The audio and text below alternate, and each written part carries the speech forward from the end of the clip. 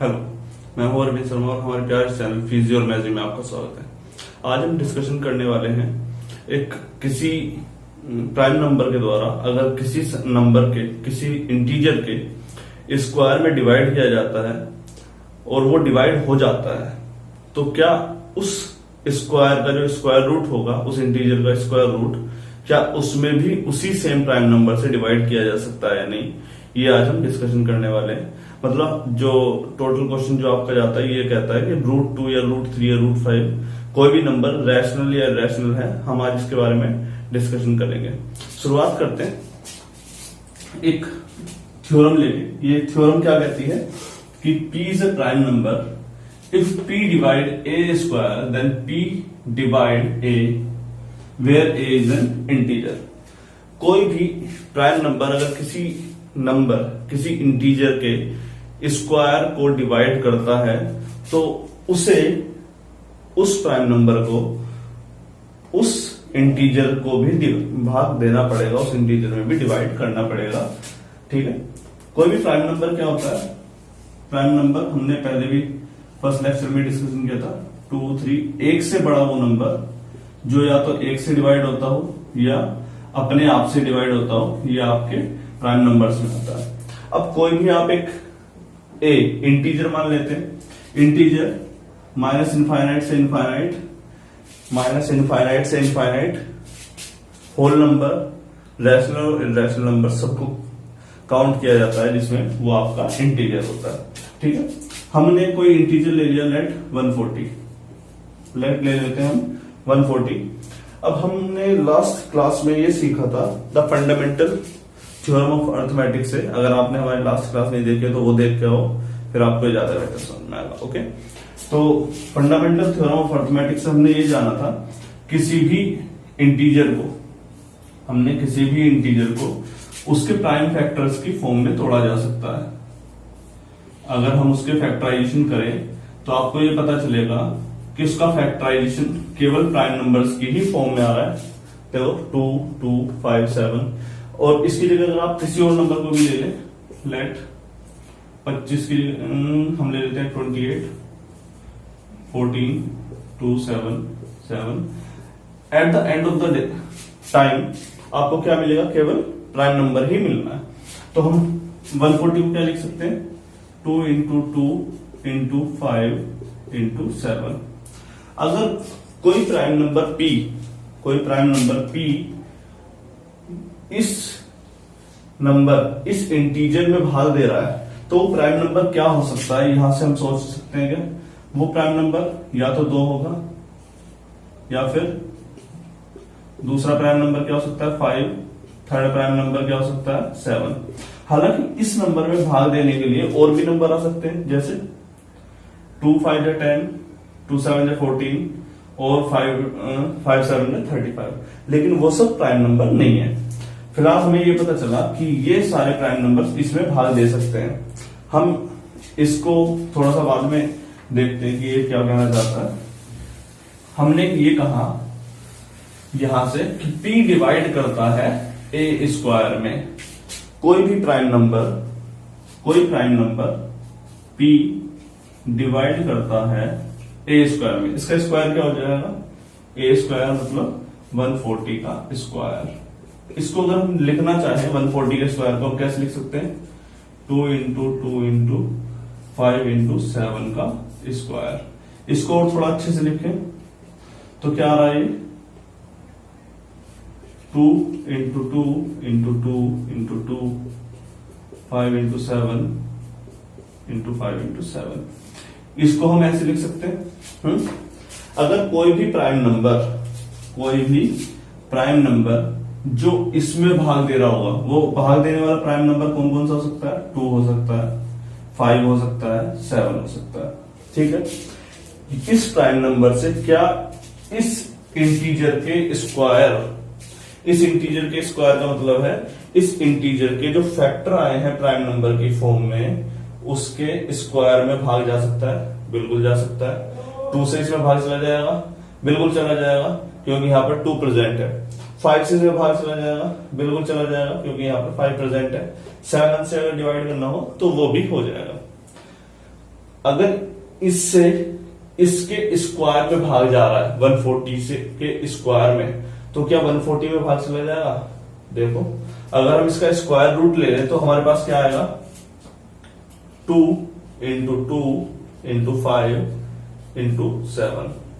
क्या same prime numbers जो आपके प्राइम नंबर पहले थे वही प्राइम नंबर्स 2, 5 एंड 7 अब भी भाग दे सकते हैं क्या इस नंबर में? 2 यहां पर भी है, इसमें भी प्रेजेंट है 5, 5, 7 और 7। मतलब इसके मल्टीपल में भी जो नंबर प्रेजेंट है वही इसके मल्टीपल में भी है, इसमें भी है, और इन प्राइम नंबर से इसमें भाग जा सकता है, ये हमने देख लिया। तो इस थ्योरम को हम प्रूव करने की कोशिश करते हैं। ठीक है, ये बात समझ में आई। अगर किसी भी नंबर के इंटीजर के स्क्वायर में कोई प्राइम नंबर डिवाइड कर रहा है तो उस नंबर में भी वो डिवाइड करेगा। हमने कोई भी प्राइम नंबर लिया p, p1, p2, p3, p4, p up to p infinite तक जा सकता है, और कोई नंबर लिया a, इसके अंदर जो फैक्टर आएंगे वो भी प्राइम नंबर्स आएंगे। हमने लेट किया वो सारे नहीं आ रहे, सारे के सारे तो आएंगे नहीं, हमने लेट किया कि वो क्या आ रहे हैं, p2, p3, p5, p8, p9 तक यही ही प्राइम नंबर्स आ रहे हैं। लेट किया कि ये वाले प्राइम नंबर्स आ रहे हैं। तो क्या p डिवाइड कर सकता है इसके स्क्वायर में? देखो p डिवाइड a स्क्वायर, ये हमें दिया हुआ है। यदि ये हो रहा है, अब a स्क्वायर के अंदर कौन कौन सी टर्म आएंगी? p2 जो हमने लेट कर रखा है, p3, p5, p8, p9 हमने ये टर्म लेट किए हैं। आप इसकी जगह कुछ भी टर्म ले सकते हो। अगर कोई भी प्राइम नंबर इसमें भाग दे रहा है, अब कोई भी प्राइम नंबर कौन सा हो सकता है? वो नंबर कौन कौन सा हो सकते हैं जो इसके इसमें डिवाइड कर पाएंगे। अब इसको जब हमने फैक्टर किया तो क्या आया हमारे पास प्राइम नंबर में? p2, p3, p5, p8। मतलब इस प्राइम नंबर के अंदर भी इन नंबर्स का होना जरूरी है।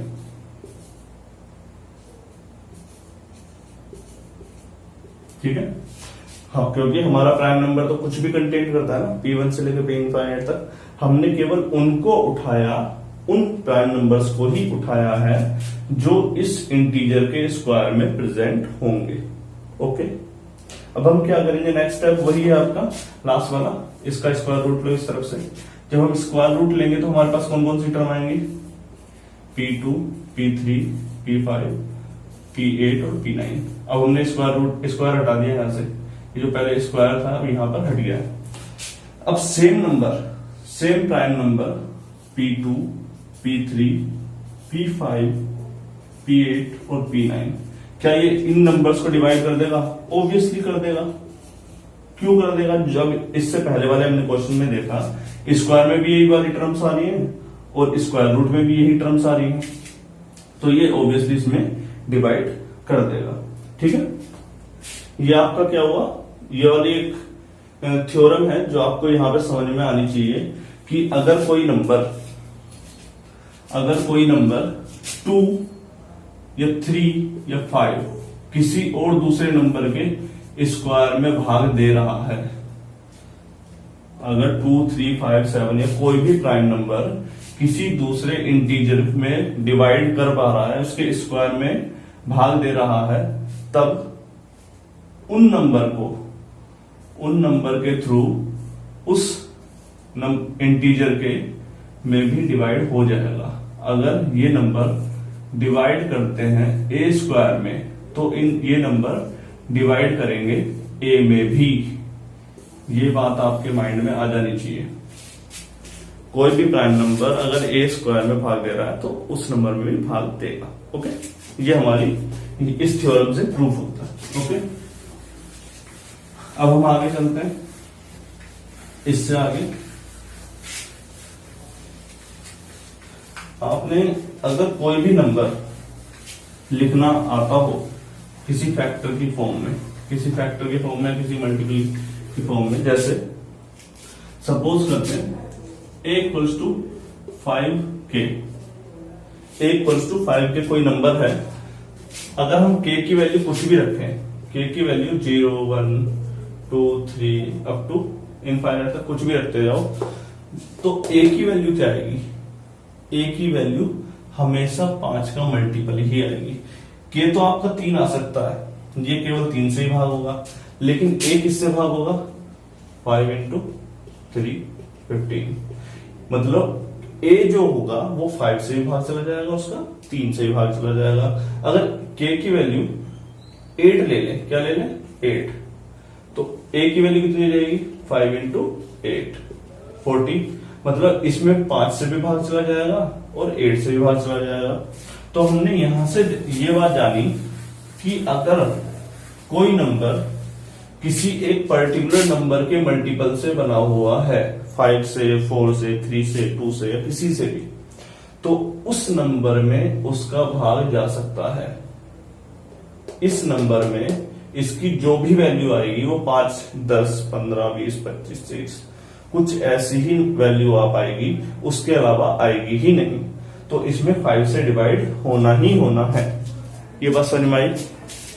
चलो इसको आगे बढ़ाते हैं। तो जिस सवाल का आप बेसब्री से इंतजार करते थे वो सवाल आ गया है। प्रूव ऐसे लिखते हैं नहीं, prove that root 2 is irrational। Prove that root 2 is irrational। अब हमने कहा कि आप एक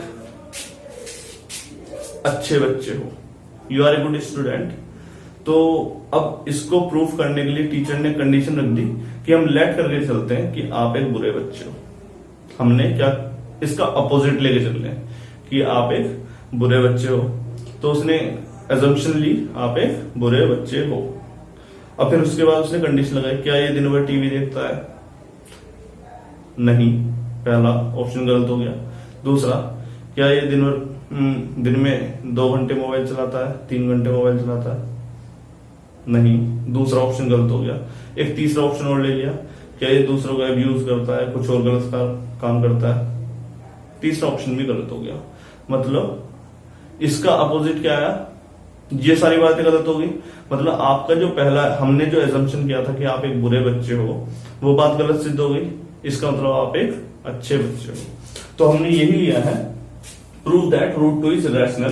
तो हमने कर लिया लेट, क्या कर लिया? Let root 2 is rational. Root 2 is rational. और रैशनल की कंडीशन क्या होती है? A by b. किसकी फॉर्म में होना चाहिए? कोई भी नंबर ए बाई बी की फॉर्म में होना चाहिए। हमने क्या कर लिया? लिख लिया root 2 equals to a by b. Okay, अब क्या करना है? इसके बाद स्क्वायरिंग कर देते हैं बोथ साइड। हमने स्क्वायरिंग की दोनों तरफ, स्क्वायरिंग करो 2 equals to a square upon b square. क्योंकि आप रूट में कंफ्यूजन में रहोगे क्या हो रहा है क्या नहीं हो रहा। हमने स्क्वायरिंग कर ली और हमारे पास क्या आया? 2b square equals to a square.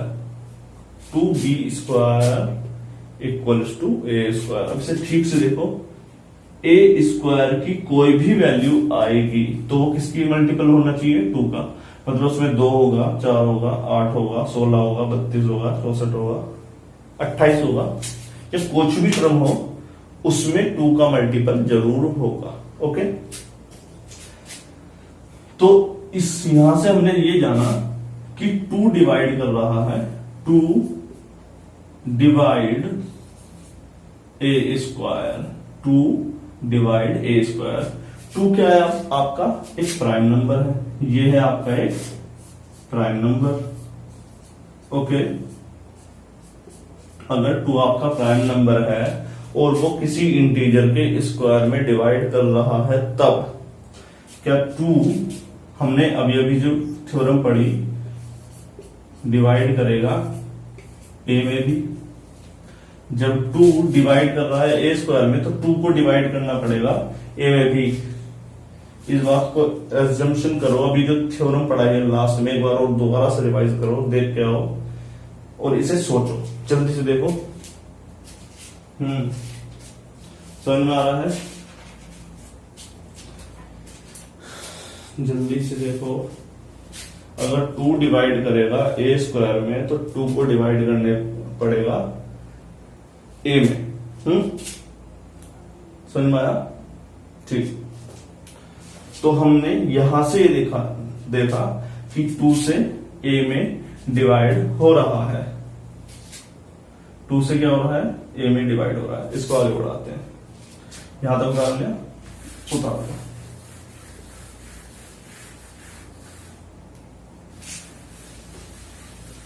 अगर 2 से ए में डिवाइड हो रहा है, हमने एक यहां की इक्वेशन गलती से इरेज कर दी, 2b square equals to a square. इसको साथ में रख के चलना है ना?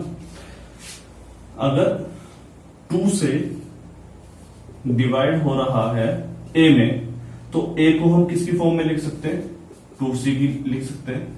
ए को हम क्या लिख सकते हैं? 2c लिख सकते हैं, 2k लिख सकते हैं। 2c लेके चलो, 2k लेके दो तो भी कोई फर्क नहीं पड़ता। 2m, 2n, 2c, 2p, 2l, कुछ भी लिखो, कोई फर्क नहीं पड़ता। अगर हम स्क्वायर कर दें, फिर से अगेन स्क्वायर कर देते हैं दोनों तरफ, squaring both side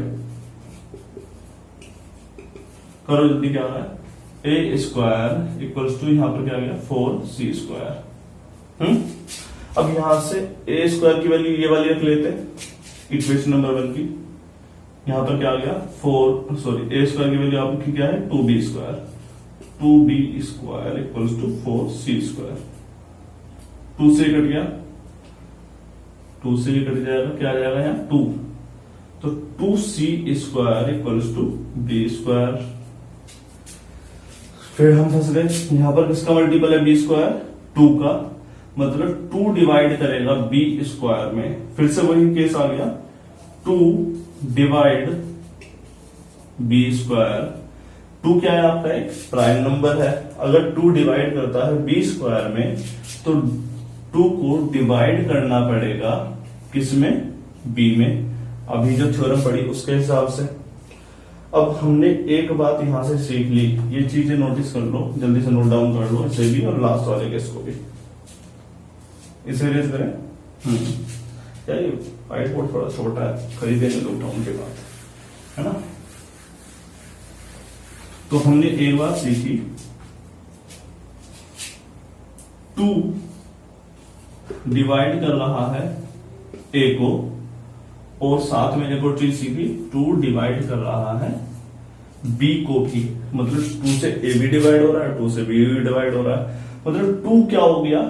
2 A and B का, ए और बी का, 2 is the cofactor of a and b. 2 किससे? 2 क्या हो गया? ए और बी का कोफैक्टर हो गया।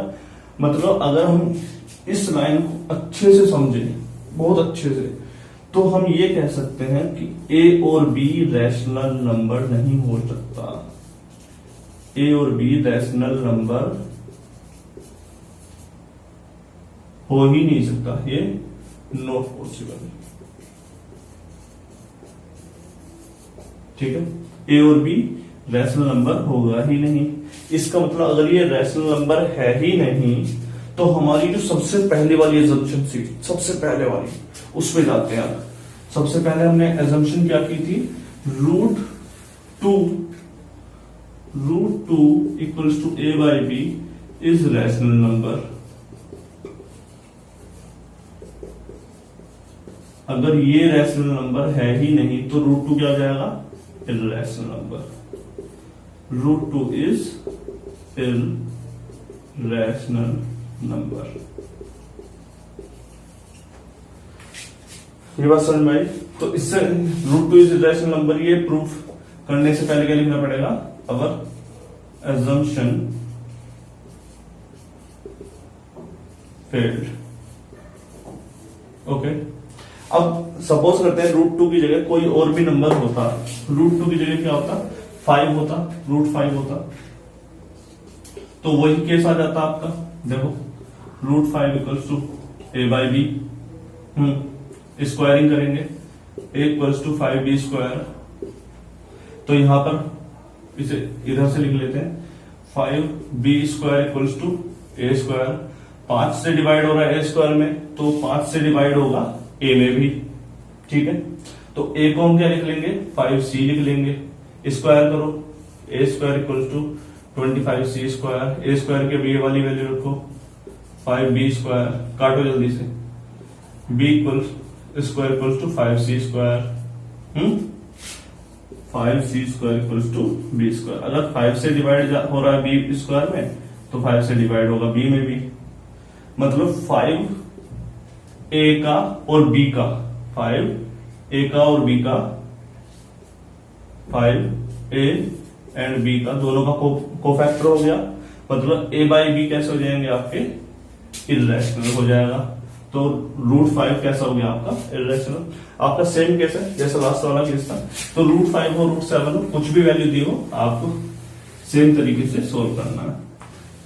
अब नेक्स्ट केस आ जाता है, prove that 3 + √5 is irrational. Prove that 3 + √5 is irrational. It is much simpler than the last case. Last वाले केस पे से ही डिपेंडेंट है। अब इर्रेशनल है तो आपका वाला केस लेना है कि ये बुरा नहीं है, ये कैसा है, अच्छा है, सॉरी अच्छा नहीं है, हमने लेट एज्यूमशन करनी है ये बुरा बच्चा है। 3 + √5 इक्वल्स टू a/b इज, हमने लेट करना है, let it is rational, RATIONAL, rational. कितनी टफ स्पेलिंग इसकी। ये अगर रैशनल है तो हम क्या करें, इस वाली टर्म को अलग कर लेते हैं जरा। a/b - 3 equals to √5। a/b - 3 को इधर लेके गए और रूट वाली टर्म को हमने अलग किया है। तो हमने ये बात यहां से अभी अभी प्रूफ करी है, हमको इसके आगे क्या करना है, हमने अभी अभी क्या प्रूफ किया है, we prove that √5 is irrational. अभी अभी प्रूफ किया था ना, अगर √5 इर्रेशनल है तो हमारी ये एजम्पशन की ये रैशनल नंबर होगा। ये कैसा नंबर होगा, रैशनल। ये कैसे हो जाती है, फेल। तो our assumption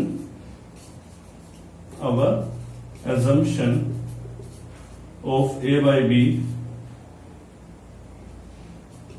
is rational is fail.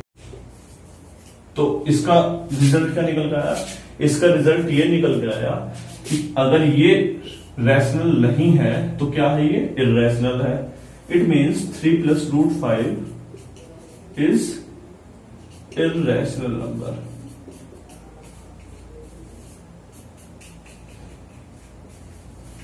ये थोड़ा टफेस्ट पार्ट में से आ जाता है।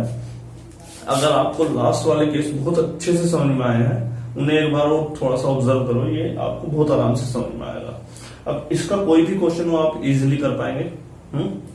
तो ये आपका टॉपिक कवर अप होता है, √2 इज रैशनल। और इसके बाद जो भी हम क्वेश्चन करेंगे वो हम देखेंगे रिबूट प्रोग्राम में, जो हम हर एक उसके बाद लाते हैं, हर एक टॉपिक कवर होने के बाद लाते हैं। ओके, मेहनत कीजिए, गुड लक।